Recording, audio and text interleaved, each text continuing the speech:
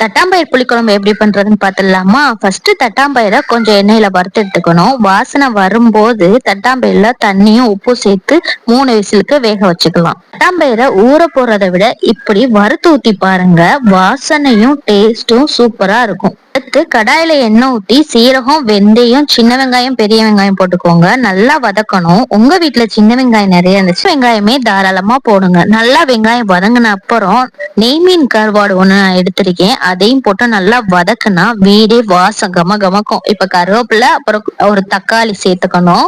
புளிக்குழம்புக்கு புளி முக்கியம்தான், ஆனா ரொம்ப புளி வேணாம். ஒரு குட்டி நெல்லிக்காய் அளவு புளி ஊத்துனா போதும். தக்காளி வதங்கினதுக்கு அப்புறம் கத்தரிக்காய், முருங்கைக்காய் போட்டு நல்லா உப்பு சேர்த்து வதக்கணும். இப்ப குழம்பு மசாலா, மிளகாத்தூளும் சேர்த்து வதக்குன ஊத்திட்டு உப்புலாம் அளவு பார்த்துட்டு பச்சை வாசனை போகிற வரைக்கும் கொதிக்க விட்டுறணும். காய் நல்லா வேகணும். காய் வெந்த அப்புறம் வேக வச்சிருக்க தட்டாம்பயிரை போட்டு தேங்காய் பாலையும் ஊத்தி கொதிக்க வைக்கணும். சிம்மிலே கொதிக்க வச்சு இறக்கிட்டீங்கன்னா அம்மா ஸ்டைல் தட்டாம்பயிர் புளிக்குழம்பு ரெடி ஆயிடுச்சு. இதை ஒரு முறை ட்ரை பண்ணி பாருங்க, உங்க வீட்டுல எல்லாருக்கும் பிடிக்கும். நாளும் ஒரு சின்ன ரெசிபி, ஒவ்வொரு நாளும் ஒரு ஹாப்பி மூமெண்ட்.